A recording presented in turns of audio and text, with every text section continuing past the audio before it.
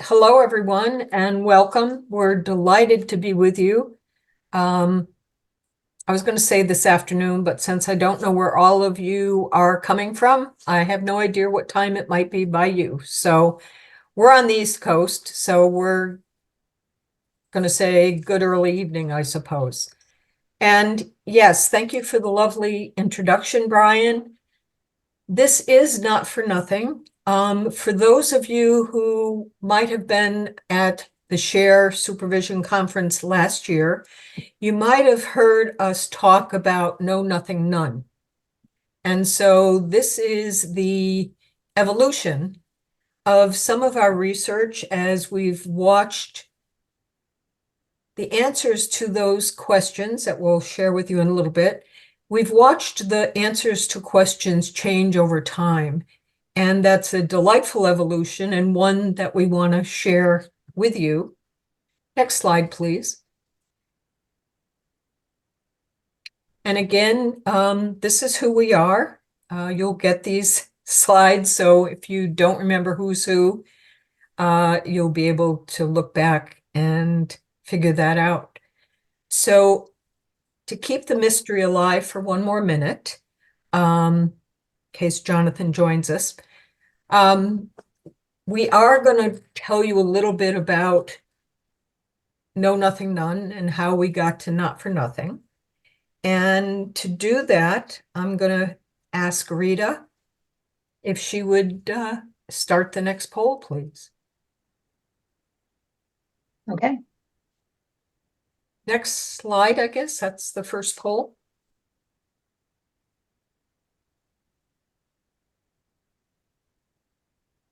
Did we lose Brian?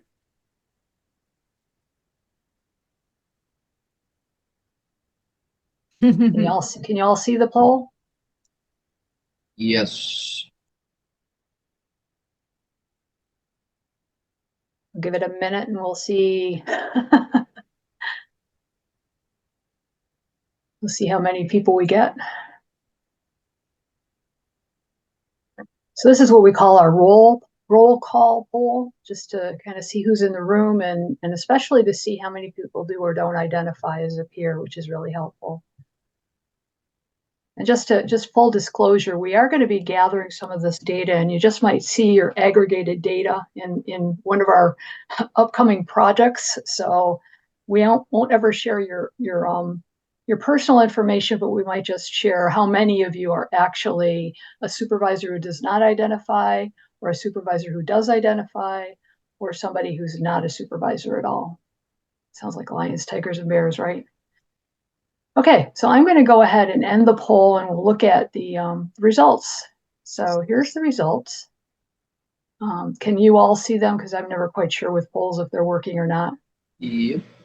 Okay, so it looks like 71% of you do not identify as a peer and 29 do, which is an interesting mix. You know, we often, because we work in the peer world so much of the time, we often see it the opposite way, but it's really good to have everyone in the room because we're all learning this together. Are you a supervisor who does identify as a peer? 71, 29. Wait, that's kind of backwards, isn't it? And the third one is, are you a peer support worker? Yes or no? And then we've got a few others. So if you could just in the chat, first of all, in the chat, go ahead and identify yourself. Tell us a little bit about who you are, where you are, and a little bit about what you do. And in particular, if you didn't identify with any of these answers or just chose not to, if you are willing to share that, that's great. Brian, can you go to the next screen? That was the roll call.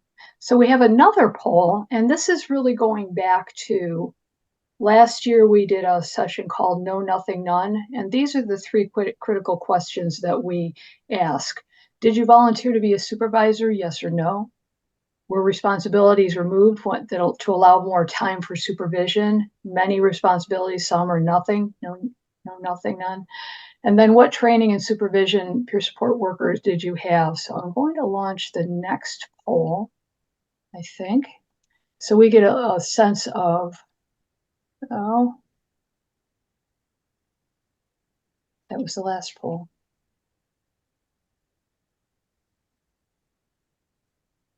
I might need your help, Brian, because I can't get to the next poll. I just It's see up. the, Oh, there it is. I Yeah, if see you could launch it, that would be great. yeah, it should be up there now. it is. That's-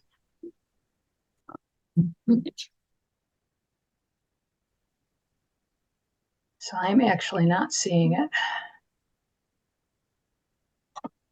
So Joanne, Gita, I might need your help in reading out the answers when they're done. If I stop sharing the screen for a moment. I'm sure. You seeing Are it you all all, now? are you all seeing it? Yeah, I see it, yeah. Okay. I'm not seeing it, so I'll just need your help in reading out the answers. You can put the slides back up, Brian.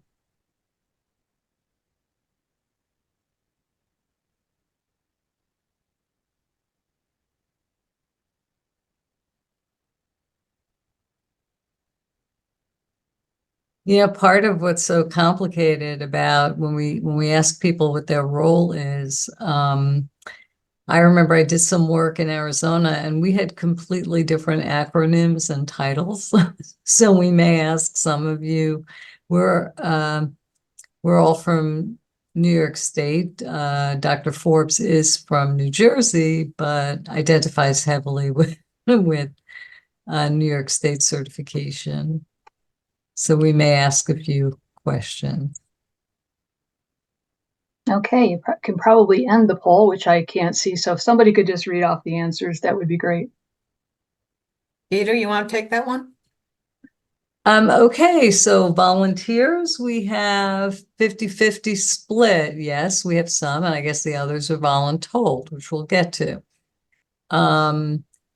As far as responsibilities being removed to create time for supervision, an overwhelming 50%, 54% said nothing was removed. And about the rest were about split, 25% many and 25% some things were removed were taken off the plate. And interesting, and this bears out something we'll show in a future slide, what training in supervising peer support workers have you received? And again, a full 55% got some training, with, again, an even split, 20% getting lots, 20% getting none. So I think we're looking forward to a fruitful and interesting discussion. Absolutely. Brian, next slide, please. Nope, go back one. I'm sorry. There we go. Because, as you might have all figured out, the answers to these questions we've discovered really depends on who you're asking and when you're asking them. So that's why we start with these polls, because we want to first know who's in the room, who are we asking these questions of, and obviously we know when we're asking them, so that's not a surprise. Next slide. But here's something that we find fascinating. So in my experience, for about a decade, the very early trends, and this data is from about 500 participants, primarily non-peer supervisors around the country, but we asked these three questions. Did you volunteer or were you voluntold? The answer was unanimously from 500 participants across a decade. When we used to ask that first answer was, I didn't volunteer, I was voluntold. So no, I didn't volunteer. And then when we'd ask, so you voluntold, you now are a supervisor, so what was taken off your plate so you actually would have time to be a supervisor? And again, interestingly enough, unanimously, over a decade, 500 participants all across this country said, well, what? Nothing was taken off my plate. And when we added the third question, which is, well, what kind of training did you receive to be a supervisor or a supervisor of peer supporters?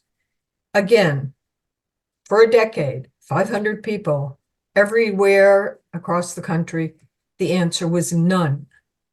So that's why we started doing this presentation, because we felt very strongly that folks who are working as peer supporters and people who are supervising them need to understand the background. Because think about this. If you did not volunteer, we're talking, the early trends. If you did not volunteer to be a supervisor, but you got voluntold, you might have a different attitude towards being that supervisor, right? You can imagine what that attitude might be. I don't have to spell it out for you. But many peer supporters would come to us and say things like, I really don't think my supervisor likes me. I mean, they just don't seem to like me. Well, is it that, or is it that they got told they have a new assignment that they didn't expect, weren't prepared for, kind of got thrown into? It's important to understand that difference, because what do? We take it personally, right? They don't like me. The second thing is peer supporters would say, what do you mean supervision? I never get to meet with my supervisor. Well, okay. Could it be because that supervisor had a full plate of responsibilities, none of which were lessened to give time for supervision? But so often people felt it must be me, right? I'm not worthy of supervision. They don't think I should get supervision. Whatever, that self-talk we do in our heads, whole variety of self-talk came from the fact that supervisors were voluntold, nothing was taken off their plate. And then if people actually had an opportunity to have supervision, it was interesting. People would say, didn't feel like supervision. It felt like I was in a therapy session. I felt like they were checking my mental status. It felt like they wanted me to do their work. All kinds of different answers to that question, which in all likelihood came from the fact that these supervisors did not have any training either in how to be a supervisor in general, or more importantly, what do we do when we're supervising a peer supporter? And of course, that question becomes more important if you are not a peer supporter yourself and you've never done the job. How do you supervise somebody in a job that you have never done? So that was our whole thing about know, nothing, none. I'm sorry the G fell off nothing, but we can talk about that another time. So that's where we started, and we want to take you forward, and I'm going to hand it back to Gita. So, just by way of introduction, I started doing peer support work in 2003 and moved on to train and then supervise peer supporters. Fortunately, coming from a banking background before my midlife career change as a peer, I did get some management training, and most of it had to do, I love telling this story. I don't know if any of you are old enough to remember, I think this was an early 90s thing. They had us do our colors. I was a winter. And then they had Mary Kay come in to do our makeup. And that was our supervision training in banking. So in my first supervisory job, I did not ask to be a supervisor. I was told I was going to be training peer supporters. And lo and behold, it turned out that I was head of a training department, also training GED, writing, numerous other Spanish, numerous other classes. And so I did not volunteer. Fortunately, since it was a new position, they didn't have to take anything off my plate because that's whatever fell onto it was only the amount that could fit. But what's great now, I don't remember if we talked about this. I don't think so. So CMS only recognizes supervisors of peers who are licensed or competent, I forget the phrasing, mental health professionals. I ran out and get a social work license in case they were going to take my peers away. But we're really seeing a groundswell of support by peers who have engaged in peer support work, who are now volunteering to supervise other peers. Now, where I work, this is very successful because we have a career ladder for peers, and level 3 peers are in supervisory positions, and no one gets volunteered because you have to hear about the opening and apply. And you're coming in good with the experience doing the peer support work. So I can't speak for the entire country, unfortunately, because this is a nationwide, possibly international presentation.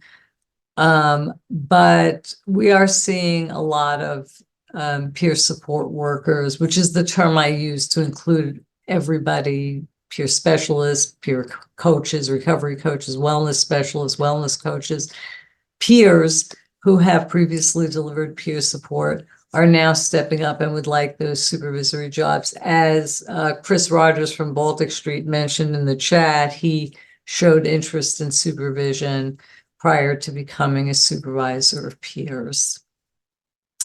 We can go to the next slide. So Joanne, Dr. Forbes spoke about trends.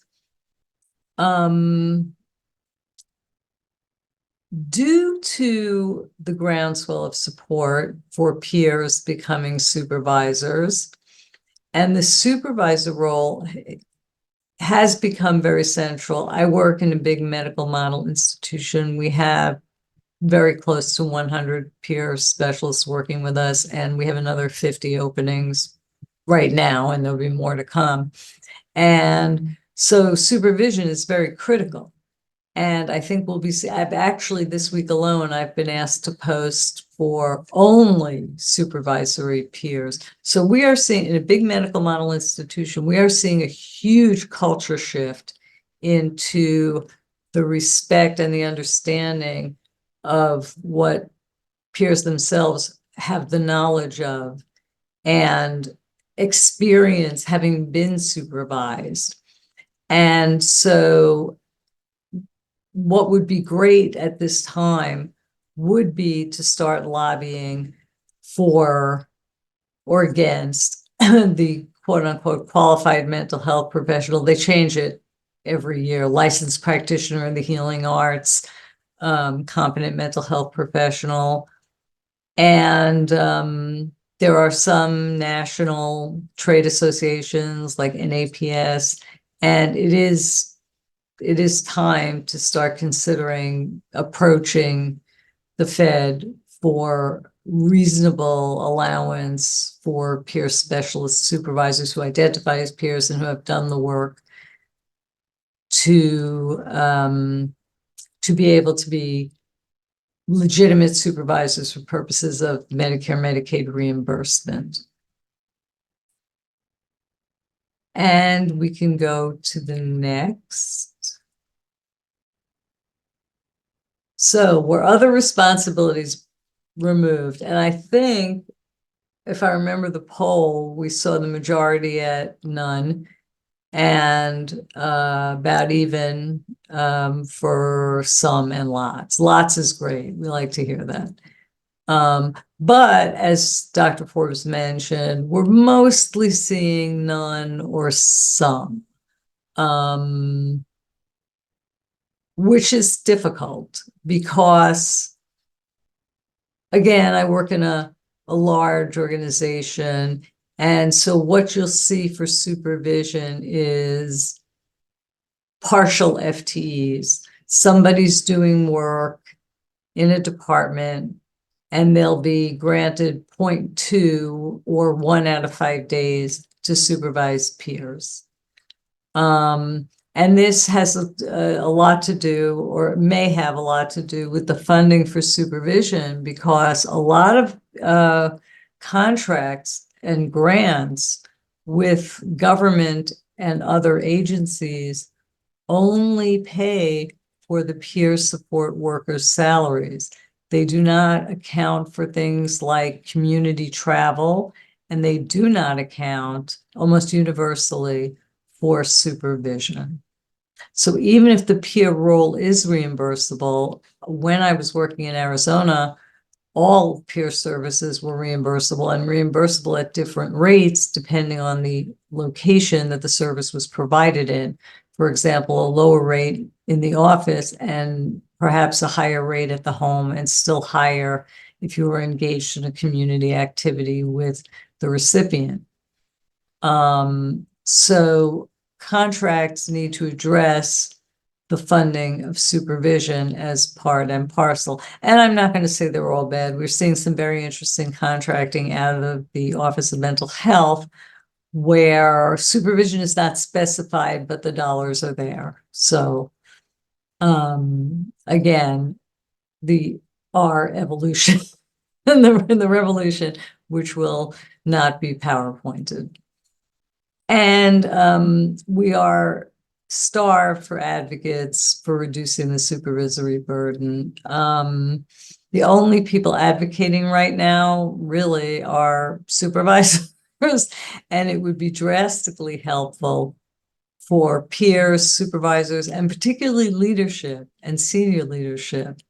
And we're doing some work with that, which we will not talk about in this presentation, but we're going to be trying to work with leadership to get to help get some advocacy to make the supervisor's job a reasonable amount of work for one person, and with a person who's on point.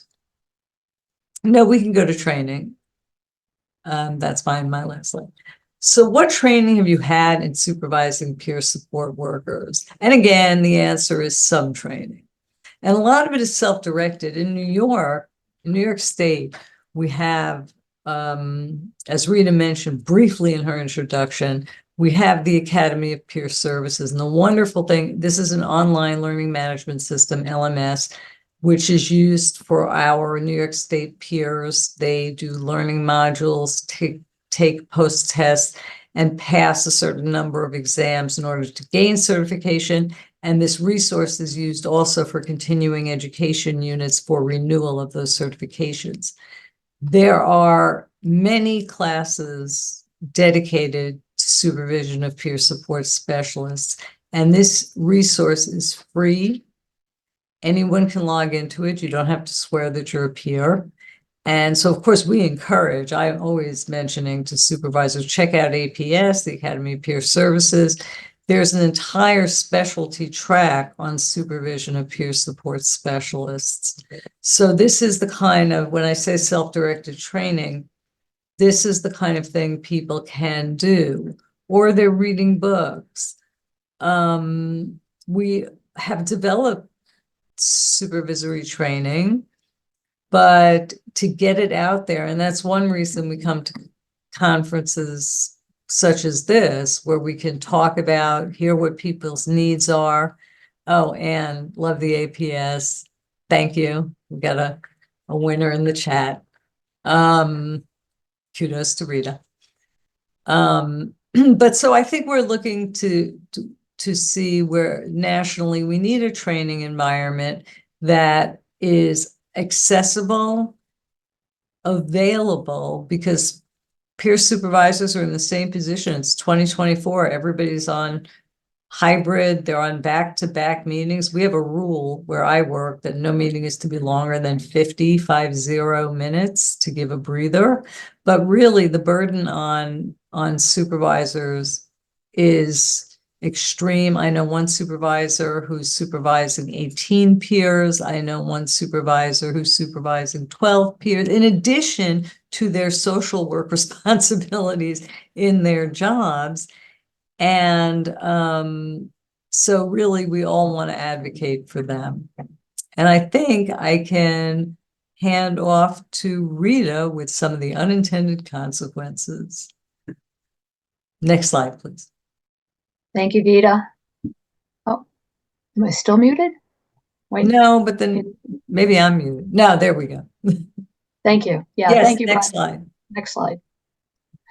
So, because this is an evolution of the know nothing none, where in the old days it was nobody volunteered, nobody had responsibilities removed, there were no responsibilities removed, and there was no training. So that was kind of the old paradigm. What we're finding is we're going around and doing this training, though, is that as peers start being allowed to move up into more positions of responsibility, even if they can't technically call themselves supervisors because of the CMS rule, which is still in place, they can still be team leaders and effectively really be the supervisors for the department. So what are the unintended consequences when peers are locked out from being supervisors and all these other things are happening? When supervisors are not enthusiastic about the role, when there's not adequate time or support given, or they're simply unprepared. Next slide. Oops, back one. So let's explore how supervisors are identified, trained, and deployed in your organizations. In a moment, we're going to go to breakouts, and we've set up 6 breakout rooms, 3 each, or 2 each of the volunteer, 2 each of the responsibilities removed, and 2 each of the training. So go ahead and go to the next slide, Brian. What we'd like you to do is choose one to go to. Either did you volunteer, and whether you did or not, either answer is okay. You'll discuss that in your group. Yeah, I did volunteer for the position, or our supervisors don't volunteer for the position. So you can talk about the unintended consequences when supervisors have not volunteered for the position. The next breakout room is, were any responsibilities removed? Some were, some people did, some people didn't. So in your breakout room, first just say, in your organization, was the workload changed at all when people took on the role of a supervisor or peer specialist? And then the last one is, did you receive any specialized training in being a supervisor of peer specialists? So based on the answers in each of those different breakouts, volunteer, responsibilities removed, or training, what we'd like you to do then is to just talk briefly about, either way, what are the unintended consequences of the answer to these questions? So you'll go to one of 3 breakout, or one of 6 breakout rooms really, but one of 3 breakout rooms to discuss this. And then the big question as you get in there is based on whether supervisors volunteered, whether their workload was changed, or whether they were trained. What are the consequences of that in your organization? We'll take about 10 minutes in the breakout rooms for you to discuss that, and then we'll come back and debrief those questions. So I'm going to go ahead and open the breakout rooms. And what you will see is your name. If you scroll all the way down to the bottom, you'll see the breakout rooms that you can join. So did your supervisor volunteer? Were responsibilities removed, or was there any training? And you can just click the join to join whichever room you want to. So scroll down to the bottom of the breakout room list, and you will be able to get into one of those discussion groups, basically. And we'll go for about 10 minutes. We'll come back at 3:42.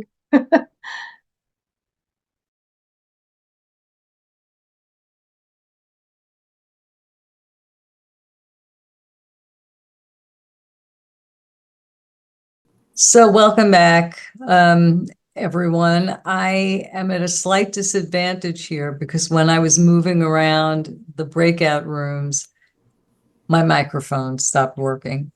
So I could not engage in any of the conversations. But I would, just to keep a sense of order, it would be terrific if people could unmute and tell us something about the discussion. And so I would suggest we keep this orderly by, perhaps if you raise your hand, unless people don't know how to do that. Thank you, Stephen. Department of Veterans Affairs. Whenever Rita's here, we always get at least 1 or 2 veteran adjacent people. if I don't see volunteers, I might have to volunteer you. And I'm not actually sure I can see everyone who's here. Yeah. Okay, or should I say AK has raised their hand. Go ahead and unmute and chat with us. Let me see why it's not. Okay, can you hear me? Yes, now we can hear. Hi, I'll go first. As myself, I took a class and I was lucky to get a scholarship for peer support, but I felt it was misleading being called a Medicare peer support because we're not taught about Medicare billing. We're not taught about Medicare, and I felt that should be part of the program. And then the supervisor, we were told we couldn't take it until we had our state licensing. Well, that's going to be next, but that's 2.5 hour, 200 some questions. That's still on my goal. But I felt there should be a little more training, and especially with, like I said, with the Medicare, I'd like to learn more about that for our own selves. Plus, we would have a better understanding how the system works on the payments and how people are billed, and for training how to work with the different types of levels of billing, I guess you would say. I don't know if that makes a lot of sense, but that's where I come from. No, it makes a great deal of sense. Training should be top to bottom. I came across a very interesting question yesterday in which a peer supporter was working off-site and no one had made a provision in the electronic health record for the different rates. And this is not a peer problem. This extended to nurses and other practitioners.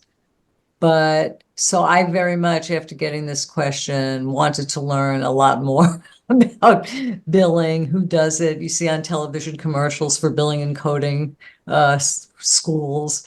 And so I'd like to know how that, well, it's not that I'd like to, I'm going to have to find out how that happens. But thank you for opening us up. Stephen Robinson, please unmute and talk to us after that. Hello. I too, when I got into peer work, I wasn't told anything about Medi-Cal peer support. When I got into it, it was, and I worked for the Department of Veterans Affairs, so it was strictly dealing with veterans and dealing with veterans who have lived experience as well as I had mine. And then I found out about the Medi-Cal peer support, and I thought it was very interesting too, because I don't have to do any of the billing. It's all done through the government.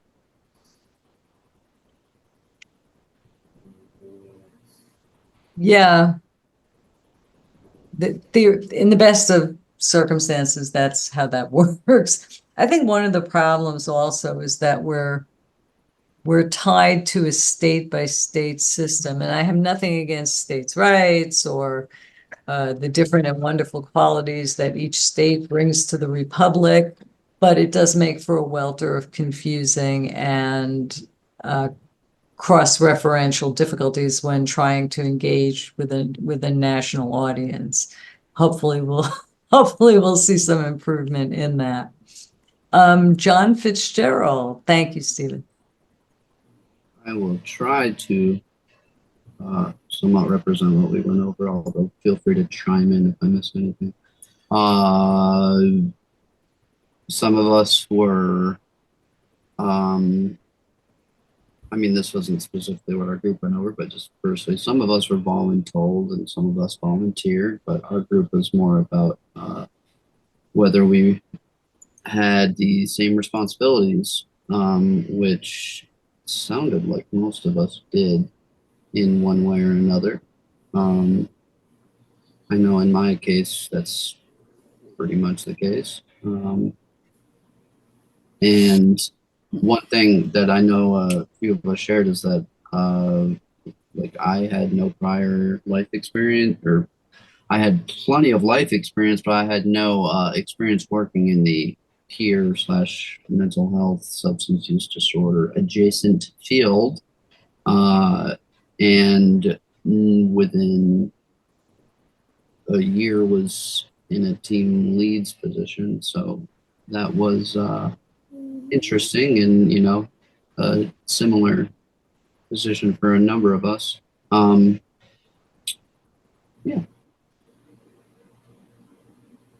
That's so interesting, how people get called into this field. But I do see you're with the Alliance, and hopefully they're taking good care of you. I do. The Alliance, for those of you who are not aware, was formerly NIAPRS, New York Association for Psychiatric Rehabilitation Services. And they do an incredible amount of advocacy and training in the peer space. So it's always good to have them aboard. Michael Nugent, you're from Baltic, right? Yes. Hi, Gita. How you doing? Good. Good. I didn't speak much in the group, the breakout group I was in, but definitely the conversation resonated with me. I mean, one of the things, the themes that kind of came up was how kind of like the startup culture was similar like to like not like the nonprofit culture in the sense that people felt that they were given supervisory roles and then had to kind of learn what they were doing on the fly. And that, I mean, a few people kind of voiced that kind of like, and I feel like my situation, I was kind of like, put into a role like sort of like next in line. I was given a senior peer position pretty quickly in Baltic Street, but kind of like, eventually, was in line to become a manager to a certain extent, and kind of like definitely I feel like there was a sense in which I was like, I guess there's a difference between support and training, right? And I feel like I got a lot of support, right? And then training, I think now, we're getting more training and there's more of an effort to kind of like to train the managers, kind of like, but definitely like I always felt that kind of like and I don't know, I guess difference there's a difference between the two things. So I always felt supported in my role, like I had I had the backing, but in a sense I could the what people were saying resonated with me, and that kind of like I did feel sometimes I was figuring it out as I went along, if that makes sense. But I think and how that actually gets structured into like a training. I think there's a good aspect to kind of like there's a good aspect to figuring it out on your own, kind of like flying without a safety net to a certain extent, and learning and learning just learning your own style and how to do what you're doing. So but it was definitely like an interesting experience. How the training, I don't know, I'm kind of rambling, but how you can actually, I think learning through doing kind of is an important aspect of learning. But how that, how you kind of connect that or relate that to like more systematized training of technique and method, like that's, I feel like we're just beginning to do that now since in my time here, and that's kind of a positive thing. Well, thank you, Michael. But you raised an interesting point, which is I just realized that even the three of us, and certainly Jonathan Edwards, we do trainings, and yet no one knows they're there. We don't advertise them, which is a personal failing. And I'll bet there are a bunch of supervisory training fellows, locations, people. But I agree with you about learning on the job. It was a little, for me, I did need help with things like performance evaluations, and just because I was just the rainbow unicorn. Everybody gets outstanding on everything, and I was truly hurt to the bone when they said I couldn't do that. But I'm glad you're succeeding. So proof is in the pudding, as it were. I'm not sure how we're doing on time. I'm going to ask Rita or Joanne to call me out, because next we have 𝗣𝗿𝗲𝘀𝗀𝗀𝗀, then Chris Rogers from Baltic. And so let's start with 𝗣𝗏𝗀𝗀𝗀𝗀. Am I pronouncing that right? Yes. I'm from Los Angeles, and I took the peer support training several years ago, and then I had to take it again with the Medi-Cal part of it. And so far, my experience with it is that different companies have different Medi-Cal electronic health record systems. So although, the trainings at Medi-Cal, they don't go into details of the actual Medi-Cal building, because once you get to, from my understanding and my experience, once I got with an organization, it was depending on which system, electronic system they use for their Medi-Cal building. So that was one thing. And also, I didn't get trained as a supervisor.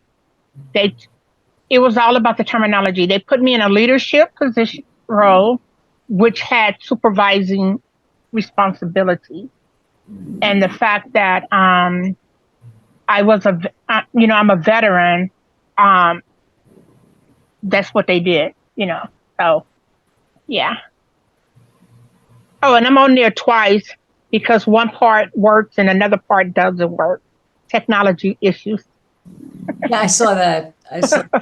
Okay.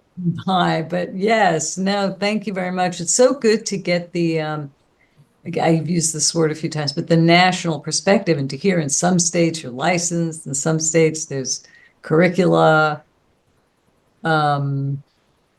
Oh boy, they're lining up. Okay, I'm just going to rush through. We're going to go to Chris Rogers and then 𝗣𝗿𝗲𝘀𝗀𝗀𝗀. Hey, how are you? I just wanted to say, one, the breakout room was interesting. It was a great conversation from everyone in different perspectives and vantage points. And speaking of vantage point, well, two things. One, speaking of the trainings, that I'm a product of the trainings that Jonathan does. So I did take advantage of seeking out the trainings I could outside of the ones that might have been tasked to me. When I go to the conferences, those are the workshops I choose, to attend at this point because of the role that I'm in. So I try to go to role specific things when I have the opportunity. But listening to Michael Nugent, who's also in the agency with me, ironically, he's been with the agency longer than me. So to hear his take on how it once was versus the version I got into, because when I came in, actually, Michael Nugent was one of the supervisors when I was in line staff, right? Then I went on to become a supervisor with him. Then I went on to become a director with him and so on. So I got to see both sides of that pendulum, but to know what was happening before I got here versus the version that I was, fortunate enough to step into is really enlightening.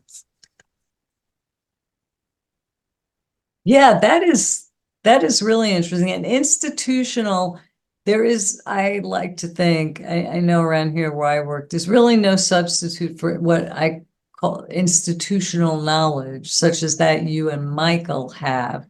And then to bring that into a conference and share that with participants, I think is really, really helpful. I think the supervision dynamic is organic. I think it's going to grow, and a lot of it's going to grow out of meetings like this, where we all share, we've heard this song before, where we all share our lived experience as supervisors, peers, and other professional disciplines. Thank you, Chris. 𝗍𝗍𝗀𝗀𝗀𝗀.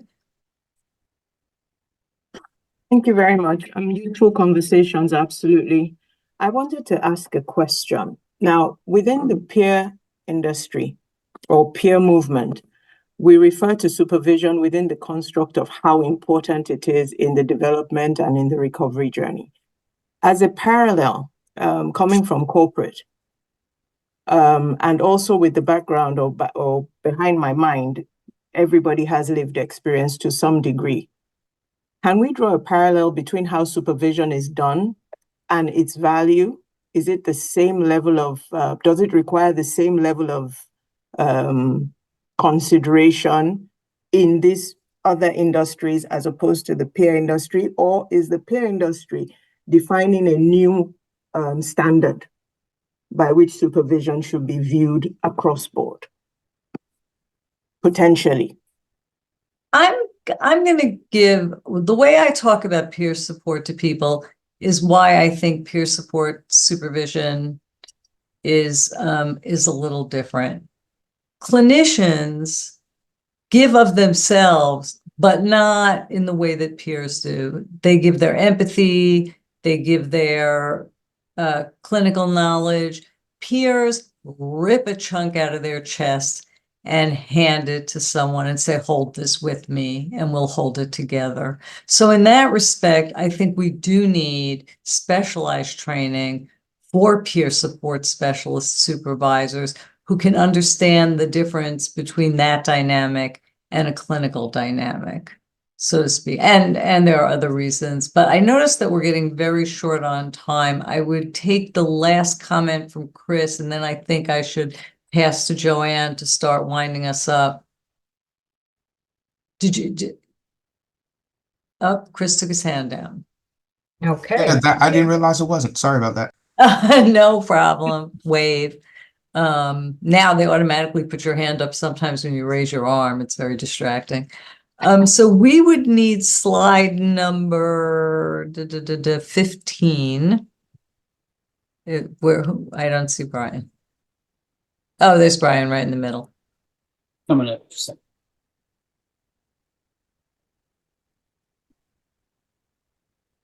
second. Oops. Don't show your email, Brian. There we go. See. Okay. Well, thank you everyone for that discussion. It really is so wonderful, as Gita has said, to get this national perspective, because it really is going to take all of us. So I'm going to make this very short because we are getting close on time, but I want to remind all of us that we are the leaders that we are waiting for. If you've not heard that phrase, I just want to say it again. We are the leaders we are waiting for. One of the things about peer support, for all of you who know its origins, it really came from those of us with lived experience calling out the problems, calling out the systems, and creating alternatives. And so as my colleagues and I watch these trends, part of the message we want to leave all of you with is it's still up to us. It's up to us to create the opportunities, to create the systems, to create the trainings, and to create the vision that is going to keep us moving forward and helping our colleagues and those who come to us so that we can walk beside them on their journey to recovery. So what does that mean? What did she just say? Volunteer, voluntold. It is now more than past time for those of us in the peer community to volunteer. And as we said, we're seeing that trend. Peer supporters are stepping up and they're saying, you know what? I would like to volunteer. I can tell you from my research across the country, peers want to be supervised by more experienced peers. They want to be supervised by someone who's actually done the job and knows what the job is. So there's dual or co-supervision. It's a real thing that you can mention in your workplace. If you're a clinician who got voluntold to supervise peers, you can say things like, you know, let's elevate a peer. They know how to do the work. I can co-supervise, I can sign the papers that need to be signed so somebody can get paid, but let peers lead the way. So that's our leadership. We need to own this. An experienced peer support worker can take responsibility for overseeing the work of a less experienced peer. And if there's a competent mental health professional who needs to sign off, that's fine too. Co-supervision. What is peer about? Mutuality. So let's create some mutuality around this supervision piece. Next slide.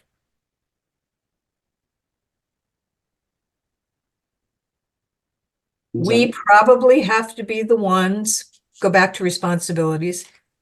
We probably have to be the leaders to point out that not everything is possible.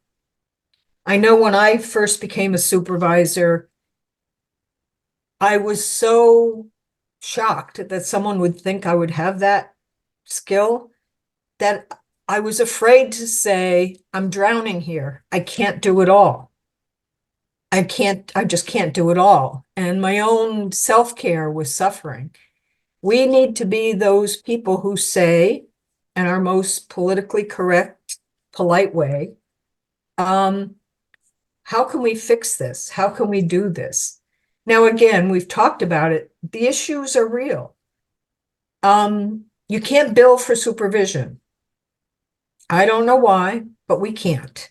And as those of you who work as clinicians or just peer supporters, not just, I didn't mean to say that, but as peer supporters, right? It's our direct work, the billables that we create that give money for the organization to pay our salary. So it's a tough position to be in, but I do think we need to give voice to this dilemma. Next slide, please.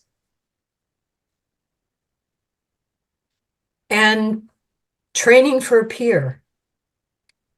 Supervision is not supervision is not supervision. You hear that a lot. Unfortunately, unless you've done the job, you really can't speak to the supervision that's needed for a peer supporter. And so, as we said earlier, we now have almost 2 decades, or heading to 2 decades since the CMS guidance came out that said a competent mental health professional needs to oversee peer support. It's time for our voices to be clear about the fact that experienced peer supporters make excellent supervisors. They know the job, they understand it in every fiber of their being. It's time to change that guidance so that we can create career ladders, we can create compensation that gives people a living wage, and we can build an industry, we can build a profession, which it is, that people want to come in to and stay in. So again, we are the leaders we're waiting for, so it's going to be up to us to say these things out loud and keep moving it forward. Rita, can I hand it to you for wrapping us up? Absolutely. Next slide, Brian. Thanks so much, Joanne. That was really, really moving. And I love the when Gita said, you know, peers are the ones that rip their heart out of their chest and hand it to people. That was great.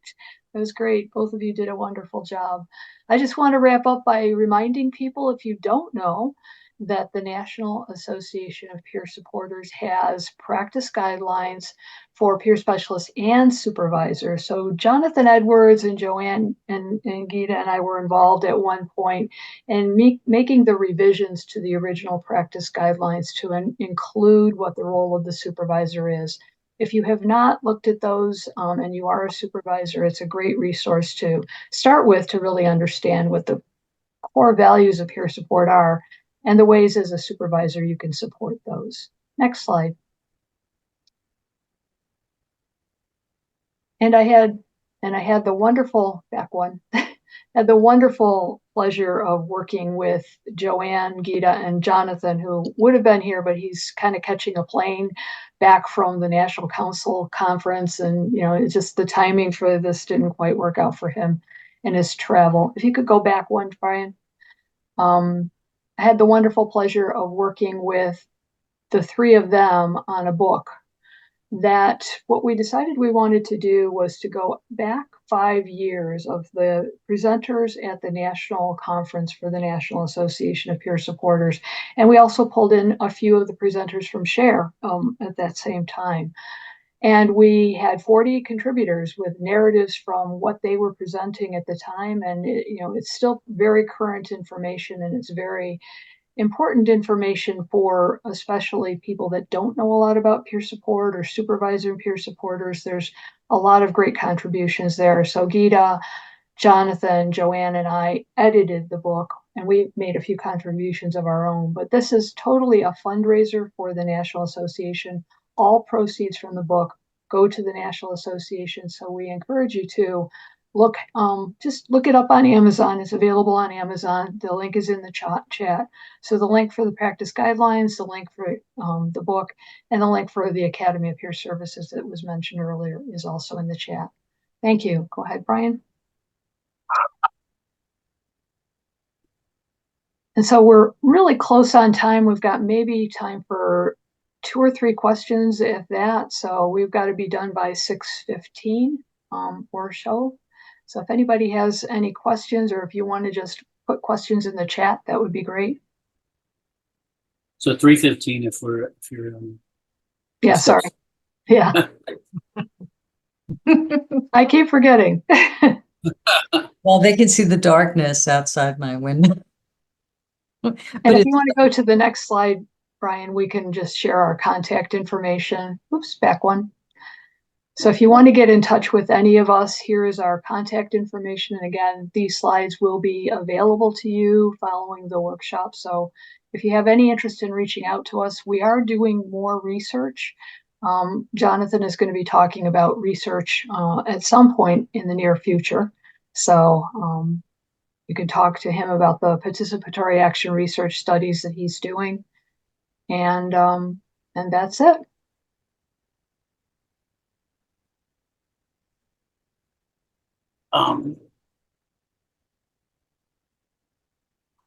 Brian, someone is asking about the certificate of attendance. Oh, in the chat. So if you maybe want to make a general announcement. Sure. I'm gonna put a link in there. It's an online form where you can give some feedback, and also you can check which presentations you attended, and then you'll get a certificate. So I'll put that in the chat in a few minutes. And again, all the presentations are being recorded. So if you register, then you'll get a link to that. It's basically the shareselfhelp.org/conferences. It's also a pull down menu, so it will be there. But you'll get a link to the videos and the presentations. Any of the ones that we've been supplied with, we'll upload those as well. And there is the next presentation that'll be at 3:30. And I'll put up what's in that one. That one is Rita is in that one as well. And so does anyone have any tech questions as far as that? I'm going to put a couple links in there in the chat, and then also the conference schedule, so you know what's coming next. At 5 o'clock, there will be a closing that is going to have Jason Robinson and other people. So that, is a good way. That's 5 p.m. in the West Coast time to kind of have a final discussion on everything. So I'll keep those links, and we can get started for the next one at 3:30 in about 15 minutes. Thank you. And thank you everyone for coming. We really appreciated your feedback and your thoughts. It's really been our pleasure to be with you, and enjoy the rest of the conference.